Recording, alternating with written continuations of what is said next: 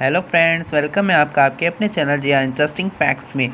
आज की इस वीडियो में हम आपको टेंस के बारे में बताने जा रहे हैं कि टेंस किसे कहते हैं, उनके कितने ज़्यादा टाइप्स होते हैं। दोस्तों बने रहिए हमारी वीडियो में अंत तक। चलिए दोस्तों अपनी वीडियो को स्टार्ट करते हैं। टेंस हम कहते हैं टाइम को। एक लैटिन वर्ड है जिसका मतलब होता है टाइम। मतलब कोई भी ऐसा सेंटेंस जिसमें हम टाइम को बताएं, टाइम को हम एक्सप्रेस करें, ऐसे सेंटेंस को हम टेंस कहते हैं। इसको अभी हम मज़ीद और समझेंगे। पहले हम इनके टाइप्स को डिस्कस कर लेते हैं। टेंस के मेन 3 टाइप्स होते हैं, प्रेजेंट, पास्ट और फ्यूचर। और प्रेजेंट के मज़ीद 4 टाइप्स होते हैं, पास्ट के भी 4 होते हैं और फ्यूचर के भी 4 होते हैं। इनके नेम्स हम देख लेते हैं। प्रेजेंट इंडेफिनेट होता है पहला, फिर present continuous, present perfect continuous, past indefinite, past continuous, past perfect continuous, future indefinite, future continuous, future perfect और फ्यूचर परफेक्ट कंटिन्यूस। इनका हर जो भी टेंस होता है उनका एक फॉर्मेशन होता है जो कि सब्जेक्ट प्लस वर्ब की फॉर्म, हेल्पिंग वर्ब और ऑब्जेक्ट होता है। चलिए दोस्तों अब बारी बारी से इनको हम डिस्कस करते हैं। दोस्तों फर्स्ट आता है हमारे पास present indefinite tense. Present indefinite tense जो होता है उसकी फॉर्मेशन होती है, सबसे पहले उसमें सब्जेक्ट लगता है, देन आता है वर्ब की फर्स्ट फॉर्म और देन आता है ऑब्जेक्ट। अब सब्जेक्ट किसे कहते हैं? सब्जेक्ट कहते हैं जो भी काम करता है। फॉर एग्ज़ाम्पल मैं लिखता हूँ, तो मैं जो काम इसमें कौन कर रहा है? मैं। तो मैं हो गया, मतलब आई हो गया सब्जेक्ट। और ऑब्जेक्ट जिस पे काम हो रहा है, मतलब मैं किताब पे लिख रहा हूँ तो काम किस पे हो रहा है? किताब पे, तो वो हो गया ऑब्जेक्ट। और वर्ब कहते हैं कोई भी काम, जैसे लिखना, पढ़ना, खाना, सोना, पीना, कुछ भी होगा। तो प्रेजेंट इंडेफिनिट टेंस में हमारे पास एक सब्जेक्ट आता है, वर्ब की फर्स्ट फॉर्म और ऑब्जेक्ट आता है। तो जैसे सब्जेक्ट हमने ले लिया आई, वर्ब ले लिया राइट और ऑब्जेक्ट में ले लिया अ बुक। तो आई राइट अ बुक, मैं एक किताब लिखता हूँ। ये प्रेजेंट है, मतलब ये अभी चल रहा है, अभी काम हुआ नहीं है, अभी मैं लिखता हूँ, मतलब अभी मैं लिख रहा हूँ। नेक्स्ट हमारे पास आता है, इसका जो नेगेटिव होता है वो होता है subject plus helping verb, do does plus not plus verb की फर्स्ट फॉर्म प्लस ऑब्जेक्ट। ये जो नेगेटिव टेंस होता है, नेगेटिव मीन्स नाकार्य, जिसमें हम किसी भी नो का एक्सप्रेशन दे तो इसमें नॉट लगता है। कोई भी टेंस हो उसमें नॉट ज़रूरी लगता है। इसमें पहले सब्जेक्ट हमने ले लिया आई और हेल्पिंग वर्ब देन है। हेल्पिंग वर्ब को हम थोड़ा बताते हैं। हेल्पिंग वर्ब डू और डज। अब आपको कैसे पता चलेगा कि डू कहाँ पे यूज़ करना है और डज कहाँ पे यूज़ करना है? डू वहाँ पे यूज़ करना है जहाँ पे हमारे पास फर्स्ट पर्सन हो, मतलब आई के साथ हमारे पास हमेशा डू लगेगा, वी के साथ भी हमेशा डू लगेगा और दे के साथ भी हमेशा डज लगेगा और डू लगेगा। लेकिन जो ही, शी, इट, इनके साथ डज लगेगा। और जब ये पॉजिटिव टेंस होता है, जैसे हमने पहले पढ़ा था कि आई राइट अ बुक, उस सेंटेंस में एस या ई एस का इजाफा होता है। अगर ही हुआ तो राइट्स हो जाएगा, अगर शी हुआ तो भी राइट्स हो जाएगा, पर अगर आई हुआ तो राइट ही होगा। ठीक है। अब हम आते हैं नेगेटिव पे। तो नेगेटिव में जैसे इसकी फॉर्मेशन है, I do not right a book. यहाँ पे आई हो गया सब्जेक्ट, हेल्पिंग वर्ब है डू और नॉट, जैसे कि ये नेगेटिव टेंस है तो इसलिए नॉट तो लगेगा, और वर्ब की फर्स्ट फॉर्म राइट और अ बुक सब्जेक्ट। नेक्स्ट दूसरे सेंटेंस पे आते हैं। यहाँ पे है he does not right a book. यहाँ पे ही क्या है? सब्जेक्ट, जो कि सेकंड पर्सन है, तो उसके साथ ई एस लगाया है हमने, डू के साथ डज कर दिया है। और नॉट जैसे कि नेगेटिव है, राइट वर्ब है, अ बुक ऑब्जेक्ट है। नेक्स्ट हमारे पास यहाँ पे आता है इंटेरोगेटिव सेंटेंस। इंटेरोगेटिव सेंटेंस हम उससे कहते हैं जिसमें कोई भी हम क्वेश्चन पूछे, सेंटेंस तो सेम ही रहेगा, बस उसको हमें घुमा के क्वेश्चन में कन्वर्ट करना है।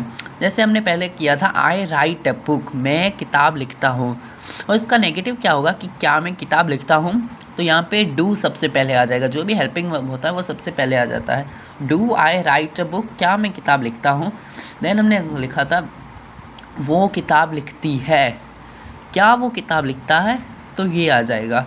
तो नेक्स्ट हम दूसरी टाइप पे चलते हैं। नेक्स्ट हमारे पास आता है प्रेजेंट कंटिन्यूस।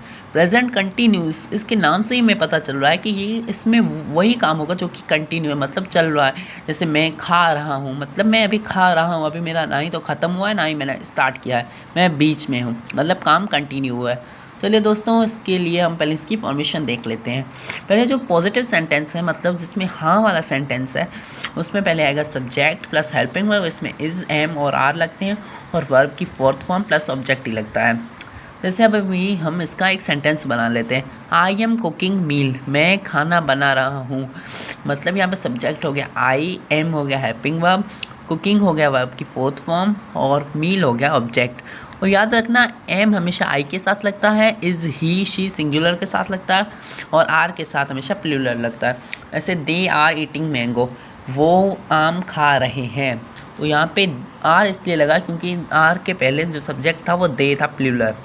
नेक्स्ट हमारे पास जो नेगेटिव सेंटेंस आता है उसमें हमारे पास सब्जेक्ट लगता है, फिर helping verb is am are plus not plus verb की फोर्थ फॉर्म और प्लस ऑब्जेक्ट लगता है। इसका एग्जांपल ये है, I am not cooking meal, मैं खाना नहीं बना रहा हूँ।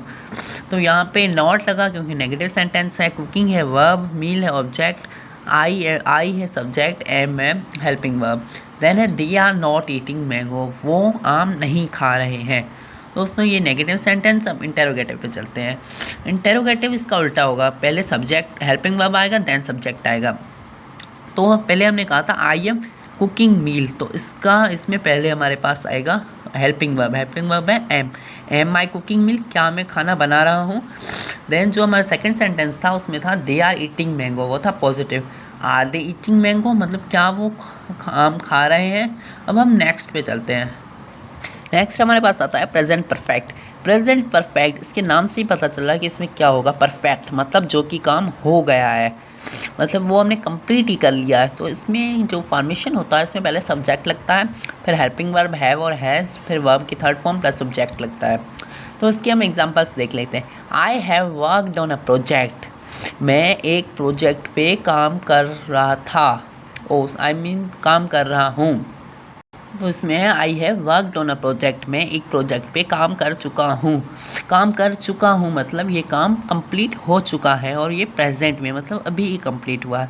तो इसमें आई सब्जेक्ट, हैव लगेगा हमारे पास हेल्पिंग वर्ब, और वर्कड है वर्ब, प्रोजेक्ट है हमारे पास ऑब्जेक्ट। तो इसमें जैसा कि हैव और हैज़, अब हमेशा आई के साथ हैव लगेगा और वी के साथ हैव लगेगा, लेकिन शी ही इन सब के साथ हैज़ लगेगा। नेक्स्ट इसका नेगेटिव होगा, I have not worked on a project, मतलब मैं एक प्रोजेक्ट पे काम नहीं कर चुका हूँ। तो यहाँ पे I subject, have helping verb, not हमारे पास नेगेटिव की साइन है, वर्कड हमारे पास वर्ब की थर्ड फॉर्म, और प्रोजेक्ट है ऑब्जेक्ट। नेक्स्ट है she has not eaten apple, वो एप्पल नहीं खा चुकी है, मतलब उसने एप्पल नहीं खाया है। यहाँ पे शी सब्जेक्ट, हैज़ है हमारे पास हेल्पिंग वर्ब, नॉट हमारे पास नेगेटिव, ईटन वर्ब की third form, Apple object. Next हमारे पास इंटेरोगेटिव आता है। इंटेरोगेटिव पॉजिटिव का थोड़ा सा उल्टा होता है, उसमें सब्जेक्ट पहले आता है और उसमें हेल्पिंग वर्ब पहले आता है। तो पहले था I have worked on a project, तो यहाँ पे आएगा have I worked on a project, क्या मैं प्रोजेक्ट पे काम कर चुका हूँ। देन है हैज़ शी ईटन एप्पल, क्या उसने एप्पल खाया। तो दोस्तों अब चलते हैं हमारे नेक्स्ट सेंटेंस के ऊपर। नेक्स्ट आता है हमारे पास प्रेजेंट परफेक्ट कंटिन्यूस। इसके नाम से हमें पता चल रहा है कि प्रेजेंट परफेक्ट कंटिन्यूस मतलब परफेक्ट भी और कंटिन्यूस भी, मतलब ऐसा काम जो कंटिन्यू तो है पर कुछ ही टाइम में मतलब अभी होने ही वाला है, जैसे कुछ सेकंड्स में होने वाला है। उसके पहले फॉर्मेशन देख लेते हैं। पहले आता है हमारे पास subject, then helping verb have, has, और उसके साथ बीन लगेगा, प्लस वर्ब की फोर्थ फॉर्म, प्लस ऑब्जेक्ट, और प्लस लास्ट में इसमें एक और चीज़ ऐड हो रही है जिसको हम कहते हैं टाइम पीरियड, जहाँ पे हमने लिखा है टीपी, मतलब टाइम पीरियड इसमें होगा कि इसको में हमें एक ख़ास तरह का टाइम लगाना होगा।